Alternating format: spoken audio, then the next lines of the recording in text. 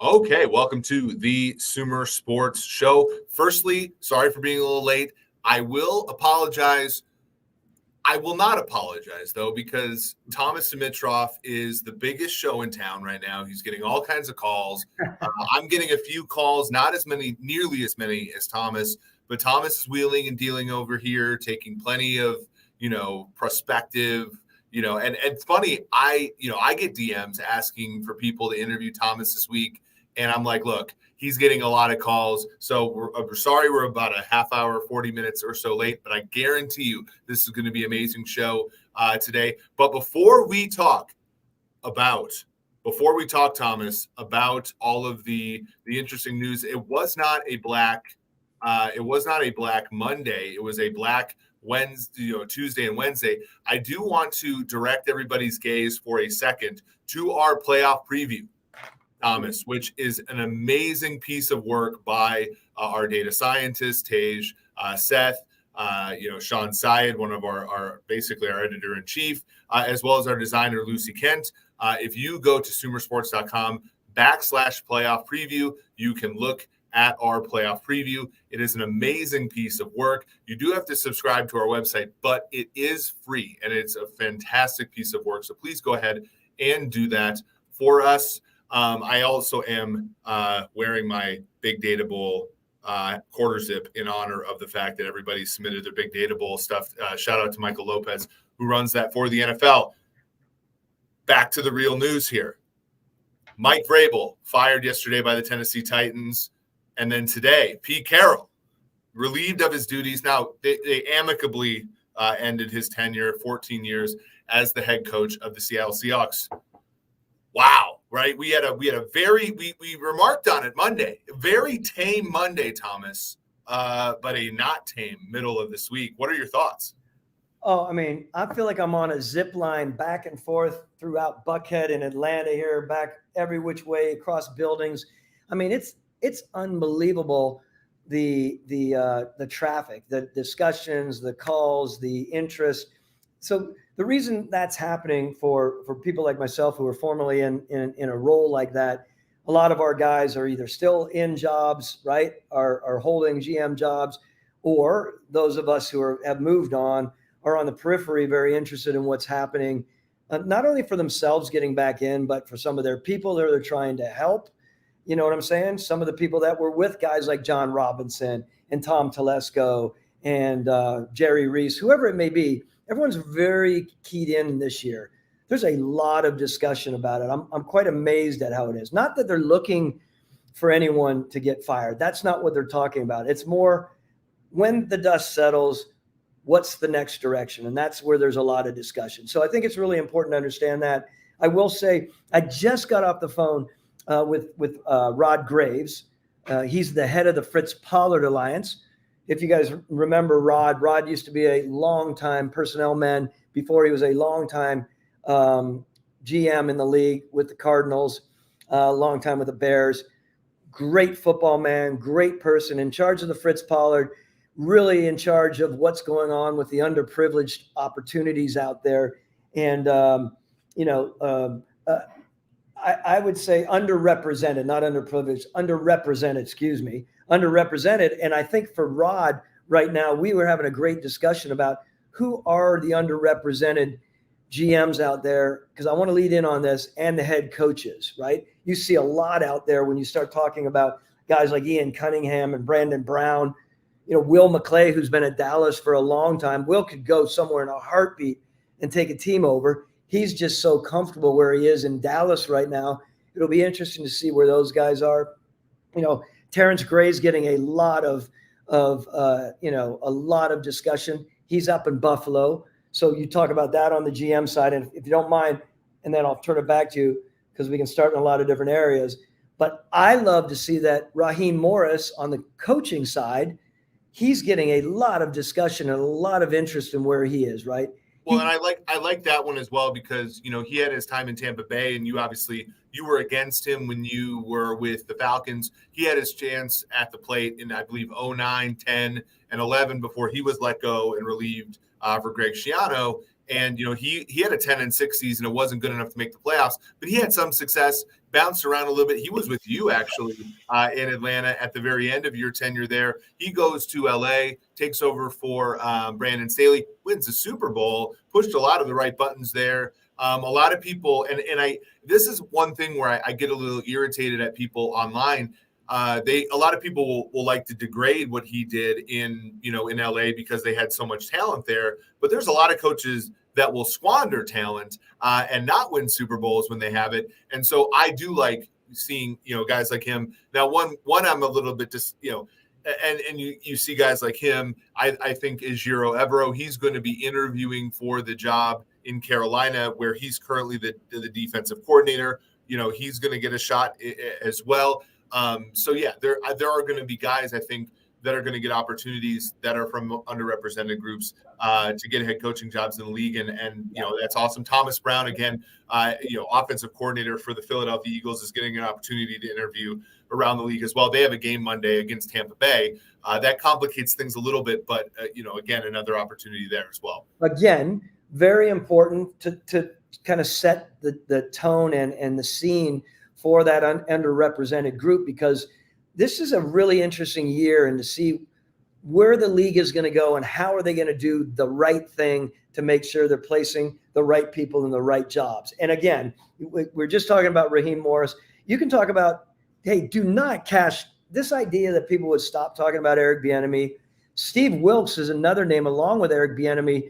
These are quality football coaches who definitely needs. The other guy that came up, by the way, let me just say this, then I'll stop at the 4. I'm excited about it only because there are people out there that are also talking about David Shaw. I know David Shaw ended up at Stanford the way that he did. David's unbelievably versed in so many different ways. He's been around football all his life. Point is, good group of guys. They need to continue to fulfill what's needed in the league. Well, one last name, actually, which was surprising because he's still a candidate for his own job in Las Vegas, but Antonio Pierce was requested an interview for the Titans job, which was just open. And I want to talk about that one situation now we've talked about your past discussions with Rod Graves, which was the surprising firing of Mike Vrabel. So Mike Vrabel was 54-45 as the coach of the Titans. We talked about this a little bit last year. You can go through the archives of the show. But the Titans last season were 7-3 when they fired John Robinson, their general manager. They finished the season after firing John. They finished the season 0-7. And then this season they went 6-11. So since firing him, they've been 6 and carry the 2, 6-18. And obviously that's not great. And Vrabel's time in Tennessee is basically littered with overachievement, right? In 2021, they played the most players in NFL history, meaning they're the most active players. And then they got the 1 seed in the AFC. Now they bowed out in their first game after having the bye. So they've never really reached the pinnacle, but they always overachieved. And yet at the same time, they were always left wanting more, I think, a little bit at times. And so at first they blamed it on the general manager. And after that happened, they've lost a bunch of games. And so now they're blaming it on the head coach, and he's gone. So they're left now with Rand Carthon and a hole at head coach and a roster that I think charitably has some work to do, right? And so the new head coach that's going to come in not only has to work with Rand on building a new culture, but also building that roster up. They have a quarterback now in Will Levis who showed some potential this year. I wouldn't say he blew the doors off of anybody, but he certainly showed some potential, a really lively arm. I would say out of the rookies that played this season, he's probably the 3rd best guy. What's your take on this? It was very surprising yesterday. Surprising. Again, hell of a coach. We know that. Leader of men, all of that stuff, but I'll go back to, Amy Strunk, right? Amy Adams Strunk. Isn't that how we maybe. But what I'm saying is, make no mistake about it. That organization prior to that move last year with John Robinson, they were full and laden with a lot of football talent at leadership between both of those guys.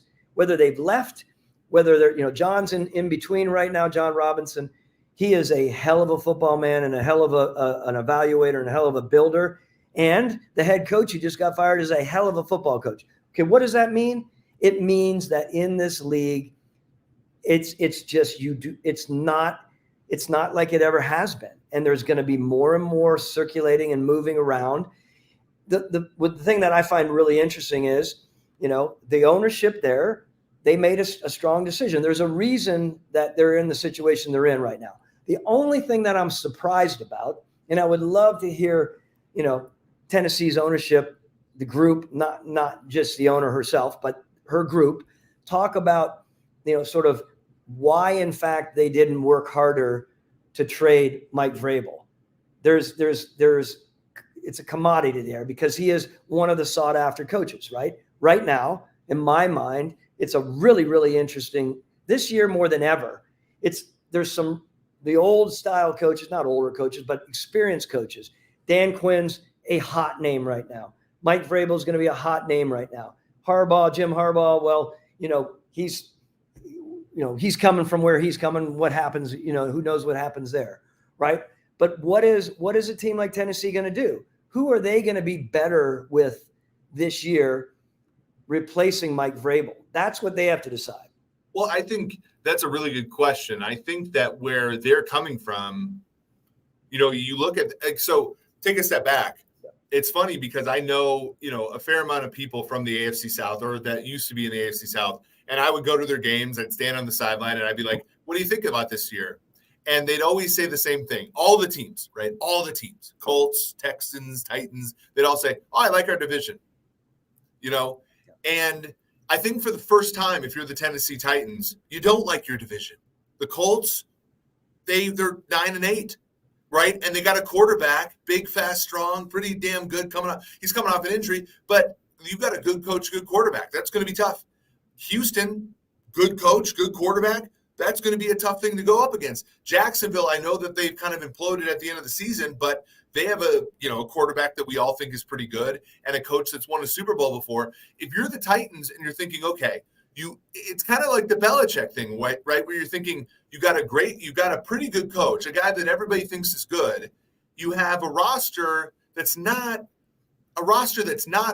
like ready to compete right now. Do you really want to rebuild with a guy who maybe doesn't necessarily have the patience? Like for Rand Carthon, it's a multiple year thing, isn't it? Right. And if if you're trying to build a process, right? If you're Rand Carthon, how many, this, right? You were a one-time general manager, right? You were 13 years, but you've been one-time general manager. If you're Rand Carthon, you're like, statistically, I get one shot at this. I'm going to do it my way. And you got a head coach who is reportedly like a very opinionated guy. He does it his way. That's going to cause friction. Like, don't you think? Yes. And so now you're sitting there with Rand in his second year as a general manager, right? Still very young in that job, though, a good football mind. We know that, beside the point. Now you have to think about where is ownership at Tennessee? What do they do? Let's scenario this, because I like scenarios. What if they decide to go after a guy like Bobby Slowick, right? Mm-hmm.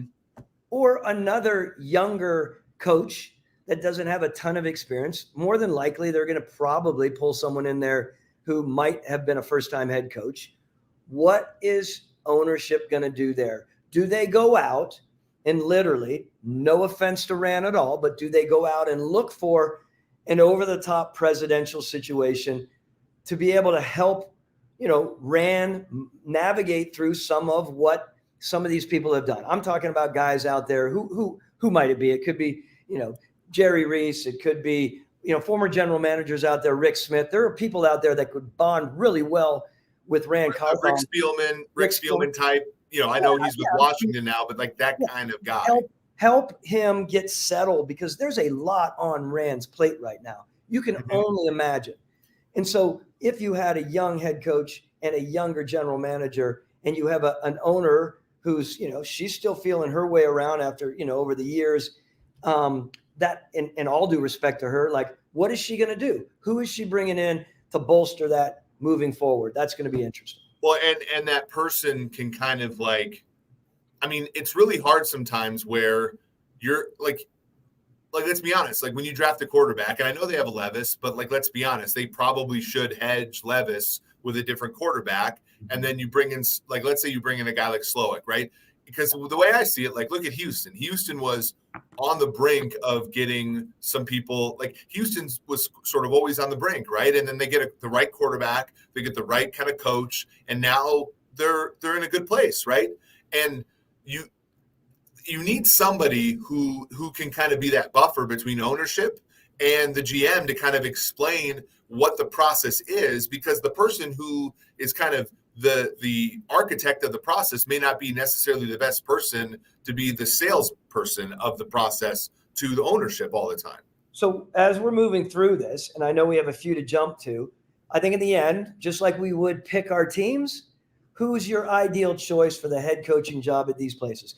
Even though I mentioned Bobby Slowick is one that I'm sure they would be considering, young guy, et cetera, they don't want at least in my opinion, after Mike Vrabel's era, a really power strong guy.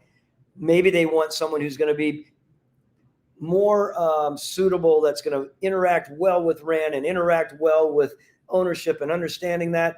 My choice for that, Dan Quinn. Yeah, Dan Quinn's strong. He's also like patient. Exactly. Yeah. He has, he like from what I can tell, he's going to have that patience. If you're looking for an offensive, person, Ben Johnson, Eric Bieniemy has, there's a chance there. If you're looking on the defensive side of the ball, Mike McDonald, Lou Anarumo, Lou Anarumo's defense kind of fell apart this year, but it was very good previous years. Those kind of people are I don't think it can be. I think Dan Quinn's kind of the perfect one because he's established, but he's not like, and I don't know him as well as you do, but he's not the Belichick, ego. He's not the Belichick. He's not going to come in and they're not going to be the Arizona Cardinals, Buddy Ryan billboard guy, right? You know what I mean? But he's going to come in back to, in lieu of bringing someone in, a president, and trying to fit that in. You have Rand, who understands football through and through, as a guy who's been raised in it because his dad was a coach in the league. And then you bring a guy like Dan in. So there's your experienced person along with Rand, two football guys that I think that would be good. I'm not saying they shouldn't bring in a young person. I think it's more the personality that's going to be important about how that. But it has to be somebody with a long-term vision of that team, like a D'Amico Ryans last year with Houston. Because think about Houston, right? Houston went David Culley, right, 1 year, Lovie Smith one. Like, it had to be somebody that was a Houston Texan, like D'Amico Ryans, that was going to be there for a long time, and that's where I think some people get worried, because you're like, that guy has to be there for a long time and has to be there. And so I do think, like, the next place Dan Quinn goes, he's going to be there for 5 years. Like that's the vibe I get. And so to me, that's a good spot. Do we want to move on to Seattle? Because that just happened. Yep. Pete Carroll, by the way, was the Minnesota Vikings defensive backs coach. Throw it up. Was my age when I was born. He was 170 and 120 and 1 as the head coach of the Seattle Seahawks.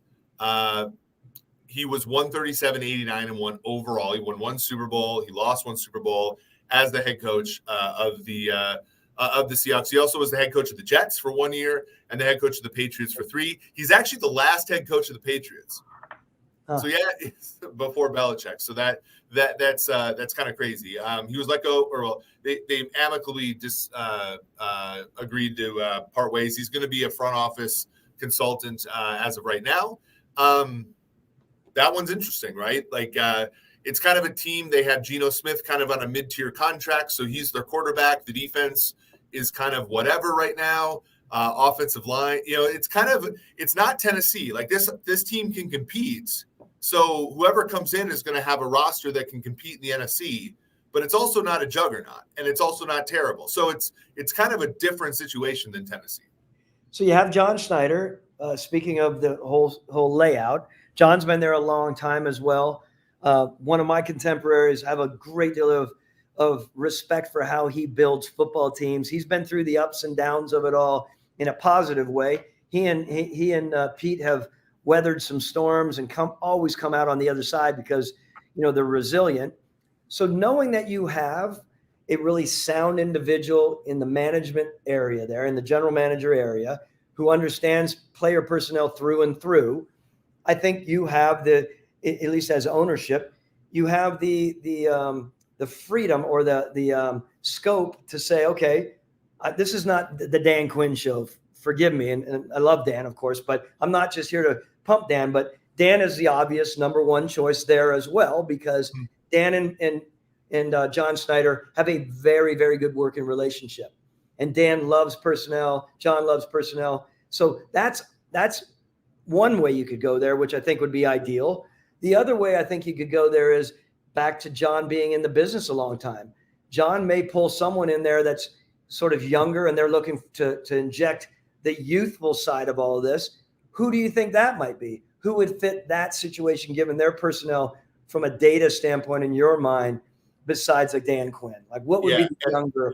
One important detail of this is Seattle has opened up. So one difference, and this is important, and I don't think people understand, so Carolina has not released any of the assistants coaches, whereas Seattle has released all assistant coaches to be interviewed, right? So, Shane Waldron, for example, is the offensive coordinator. He is allowed to interview with whoever he wants to right now, whereas that's not true about Carolina. So, that's an interesting one. I think when it comes to Seattle up there, you think about a guy like Ben Johnson. You think about like Mike McDonald could go up there. You think about moving out with that defense. Think about Jordan Brooks, kind of a linebacker who is of a similar ilk to Roquan Smith, a guy that, Mike McDonald is sort of supercharged in that defense in Baltimore, the number one seed in the AFC with Patrick Queen up there. They have Devin Witherspoon, who kind of has kind of a Kyle Hamilton slot role in Baltimore. Like, I'm kind of thinking about personnel and who would match with that personnel. Mike McDonald's really close to one of my friends, Corey Krawick, who is, he's one of that data edifice that's in Baltimore that has really supercharged that franchise. I like to look at who are some of the well-run programs in the NFL. It's Baltimore, it's Kansas City, it's Cleveland, Philadelphia. I like to look at those programs and see where those guys are coming from. And Detroit's another one. That's why I looked at Ben Johnson, people like that. And so that's why I'm always looking at guys like Mike McDonald, even though he's a defensive guy, and it's always a little bit different that way. Dallas is another place, and that's why Dan Quinn is always an obvious choice, because Dallas is run the right way, right? And so, those are always names that come up for me. What if here's the what if Jerry Jones, what if that happened? They're looking and they're like, we can't lose Dan. We've kept Dan around here. Dan has stayed here. What if the obvious happens? What if he's faced with a really, really tough situation? How does that play out? Well, it wouldn't be the first time, Thomas, that a Green Bay Packers Super Bowl head coach went to the Pacific Northwest and coached Seattle, right? Yeah. We know Mike Holmgren went from Green Bay, and obviously, Mike Holmgren didn't stop in Dallas first, but, and again, I don't want to speculate, and we have not speculated on the show. We wanted to respect people's humanity for sure, but that is something I want to transition to now that we've talked about this week. I don't know if we're done yet, right? Because there have been rumors about Philadelphia. There have been rumors about Dallas, to your point, because, there's always that itch. And Jerry Jones fired a 2-time Super Bowl winning head coach after he won his second Super Bowl. They are itchy there. We also have the situation, we have other situations that could be tenuous as well. So, obviously New England is still up in the air with Belichick. He could stay, he could go, depending upon what could happen. But yeah, we could see Dan Quinn be the head coach in Dallas and Mike McCarthy be the head coach in Seattle. Those things could happen. You're right in town here. I know we talked about Atlanta on Monday, and look, you and I both said this. We were talking about it here. We were talking about really intelligent coaches. Arthur Smith is a really intelligent football coach. Unfortunately, it didn't work for him here. Does he ever get another chance, an opportunity? not at this point. Reason I bring this up now is, however, he has shown Arthur Blank once again. Okay, we have a younger guy in here who was brought in to be the play caller and et cetera, et cetera. And now does that make Arthur less apt to go after, a Ben Johnson or a first-time coach because he's been through that? Honestly, I've been around this and I know that. Mike Smith, this goes back to me and him. Mike Smith, first-time head coach, wasn't supposed to get it. He got it. Dan Quinn comes in as a star factor. Everyone wanted him, but he was a first-time head coach. Arthur Smith was a first-time head coach. You go back to Arthur Blank's time, and he had, who was it? I'm just trying to think of Arthur Blank, to me, needs to really step back. Humbly, I'm saying this, not that I know what they're doing there. I got to be careful what I say, but look at those experienced coaches out there, right? Arthur's never really had that star coach, right? He's never had that guy come in and be the guy, right? Bobby Petrino maybe he was supposed to be that guy. Obviously, that was not the case. Yeah, and that didn't work, right? Because remember, it was written that Bill Parcells got to the altar and said, I'm out.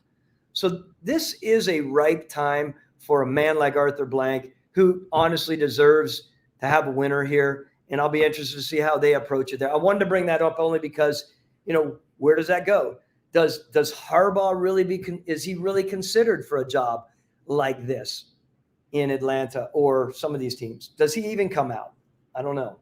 Yeah, it's a good question. And I do agree. I think what's interesting is we are seeing kind of a big time dichotomy between the kind of CEO coach, right? We are seeing some of these CEO coaches, the Vrabels, the Carrolls, presumably the Belichicks, which again, we don't know that that's going to happen. Those guys are we're seeing and now we're seeing kind of the wonderkin, the Johnsons, the Mike McDonalds, who I mentioned previously. We're seeing those guys kind of, again, rise up a little bit. And I think that except for the truly elite guys, right? Because who have been some of the guys that have come up this year, first-time head coaches that have had success? DeMeco Ryans, he's, a lot of that success has been Bobby Slowick. Dan Campbell, a lot of that success has been Ben Johnson. Like, sometimes the head coach that has the success is the guy that delegates. And we find this out at work too, like at Sumer. I'm pretty good at data science, but I can't do data science that much anymore. I got to delegate. I showed you the playoff preview. Tage Seth did most of that work, right? Because I can't, I'm doing all this other stuff, right? We have to, and that's the whole, what gets you here is not what keeps you here. And that's true about coaching. That's true. How many times did you actually scout a player as a GM? Not that, you put your final touch on it, but you weren't scouting hundreds of players like you did when you were director of college scouting for the Patriots. And I think that's, people have to think long and hard about, has this guy done the job before? And that's true about the GM hires as well. And I think about, the guys that, some of these teams are considering, and it's has that guy at least seen this modeled before, right? Or have you consulted with somebody who's actually been a GM before? Let me just correct one thing here.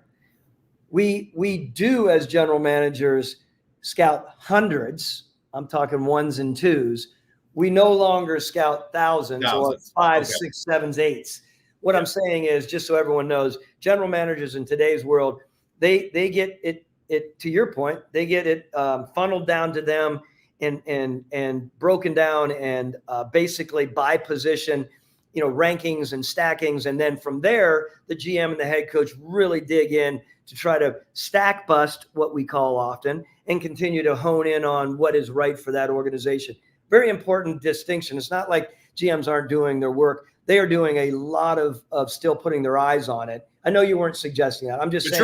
But you're also determining a ton of others. My point is you're doing a million other things, right? The offensive coordinator for the Lions is not determining whether or not you're going for fourth down or not, or determining whether or not, you're not taking the press conference telling whether or not the left guard is injured. You're calling the plays. And so if you're going to be a head coach and try to call the plays while doing all that other stuff, you might fail because, and that's where I get worried about some of these guys, because you're doing a million other things while trying to do the thing you were previously good at. And you have to sometimes give up the thing you were previously good at. And that might be a thing you love, right? And that's a tough thing. And that's one of the reasons why I found Ben Johnson taking a year to still call plays for Detroit somewhat refreshing, because maybe he wasn't ready in his own mind, right? And that, there are things and that's why I think your push on this show and in general for somebody in that kind of like presidential, tranche is refreshing, because somebody needs to be there to tell that general manager, like, hey, you're doing too much, or somebody's got to be there to counsel that person. I think there's a really tactful, correct way to approach that if a team ever wanted to do that. And that, quite honestly, I've had this conversation with some owners, and I've had this conversation with a number of general managers and even presidents. If a president is over top of the head coach and the general manager, which oftentimes it is, not the guys like Bill Belichick or Andy Reid, that's different, of course. There are presidents in those organizations, but they're not over top, right? The president at Kansas City. You're a fan of what goes on at Kansas City. He's very mindful of where he is. He's not doing anything heavy-handed over Andy Reid, of course. But if you ever get a president in there that is literally in there to help work with the nuances of building the team, they need to be, in my mind, make sure that president coming in is tied to the successes of the head coach and the general manager. Mm-hmm. What happens if a president comes in there and he's got desires to be a football president and a czar? I'm not a real fan of that. I think it can get really ugly. Poor Dave Caldwell. I'm saying that for Dave. He'd hate me saying that. But when Tom Coughlin came down there, it got really dusty, right?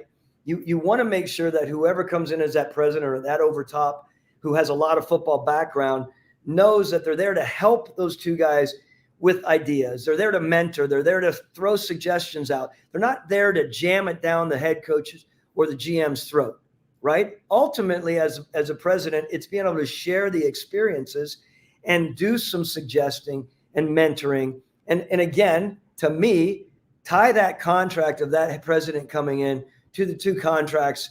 I know it sounds odd and a little counterintuitive, but make sure that the three of them are working together, and you don't have a president turning the corner every day taking shots at a coach or his GM. I think that's important. Yeah, and let's lastly finish here this podcast, because I know we got tons of stuff to do, with like a non-news item. There's some news here, but the Bears have made the announcement that they were going to keep Matt Eberflus. Matt Eberflus is 10-24 in 2 seasons with the Bears. They have fired almost their entire offensive staff, though. And this is where it gets weird, right? Because presumably he's got like very short time, right? And the decision now is whether or not to draft Caleb Williams at 1, Caleb Williams or Drake May, depending upon who they prefer, or keep Justin Fields, and trade the pick, right? And, this is the Bears, right? The Bears, with John Fox, they had 1 year of Mitch Trubisky, they've kind of done this before. Does this add, is this good? And I don't mean for you to go and, but this is an awkward situation, yes, because you put kind of like boundaries that are not, like, you put timelines that are not linked together, right? Because, Eberflus and this new quarterback or Justin Fields, they're on timescales that are not linked, correct? Correct. Now, remember, Kevin Warren, this is a really, really important time in his career as the guy, right? As the president of football operations with the Bears. There is no doubt in my mind, his mind is about, okay, let's find a savior at the offensive coordinator position. Personally, I think the person that a lot of people want is they would love to have Josh McDaniel in their world. They know, okay, maybe Josh has not been successful as a head coach. Everyone out there, Josh can be magical with quarterbacks, even middling quarterbacks. Matt Jones. Yeah, he Jimmy can do G. really good things. Problem is, there's only one Josh McDaniel out there. Who's the next guy? Is it a guy like Cliff Kingsbury? Like, who do they go after if Josh McDaniel isn't necessarily available there? This is going to be something that Kevin Warren will have a lot on him going into this year. Now, if things don't work out now with this move, that president that was there before Kevin was there for, what was he there for? I don't know, 25, 20 plus years. Long time. Yeah. Yep. He was there a long time. So Kevin's got a really interesting first year and a half on his plate to show the fan base and the NFL that he can make the right decision here.